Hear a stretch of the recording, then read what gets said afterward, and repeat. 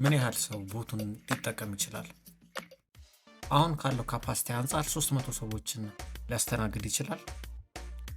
በሰከንድ ውስጥ 25 ሰው ሊያስተናግድ ይችላል። ከዛ በላይ ከሆነ ዌት ሊስት ውስጥ ትገባላችሁ። ከዛ በኋላ 25ቱ ሰው ወይም አንዱ ሰው ተጠቅሞ ሲጨርስ እናንተም መቀጠል ትችላላችሁ።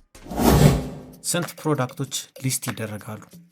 4 ፕሮዳክቶች ሊስት ይደረጋሉ፣ 2 ሰዓትና 2 ስልኮች። ቦቶ አክቲቭ የሚሆንበት ቀን መቼ ነው? ቦቶ አክቲቭ የሚሆንበት በሳምንት አንዴ ነው።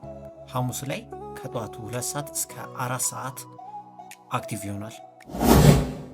ቦቱ ላይ የሚቀርቡት ፕሮዳክቶች እውነት መሆናቸውን በምን ልናውቅ እንችላለን? ማረጋገጫችሁ የሚሆነው እዛ ቦቱ ላይ ሊስት የሚደረገው ጠቅላላ ፕሮዳክት እነዛን የሚሸጡ ሴለሮች ጋር በመስማማት ስለሆነ ሊስት የተደረጉት አያሳስብም። ግን ኬዝ ካላችሁ ሪፖርት ኦፕሽን አለው። እዛ ላይ ገብታችሁ ሪፖርት ማቅረብ ትችላላችሁ። ፕሮዳክታችንን እንዴት ነው ቦቱ ላይ ሊስት ማድረግ የምንችለው? 2 መንገዶች አሉ። አንደኛውን የራሴ ኮንታክት አድርጌ ከዛ በኋላ ቦቱ ላይ ፕሮዳክታችሁ ሊስት እንዲደረግ አደርጋለሁ። ሁለተኛው ደግሞ ቴሌግራም ቻናል ፎሎ አድርጋችሁ እዛ ላይ አፕዴት እለቃለሁ መቼ አክቲቭ እንደመሆን እና ፕሮዳክት ሊስት ማድረግ የምትፈልጉ ከሆነ ይህን የምታሟሉ አናግሩኝ ይላል። በዛ መንገድ ልታገኙ ትችላላችሁ። ከዛም ፕሮዳክታችሁ ሊስት ሊደረግ ይችላል። ፕሮዳክታችን ሊስት ሲደረግ የምንከፍለው ክፍያ አለ? ምንም አይነት ክፍያ አይኖረውም።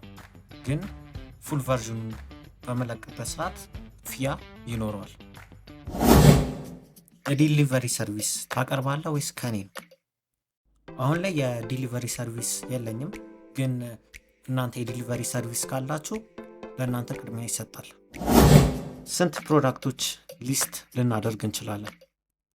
2 ፕሮዳክቶች ሊስት ማድረግ ትችላላችሁ። ሊስት የተደረጉት ፕሮዳክቶች ለምን ያህል ጊዜ ይቆያሉ? የትኛውም ፕሮዳክት ሊስት ሲደረግ ለ1 ቀን ብቻ ነው የሚቆየው። ከዛ ቀጣይ ቦታው አክቲቭ በሚሆንበት ሰዓት ሌላ ፕሮዳክቶች ነው የሚመጡት።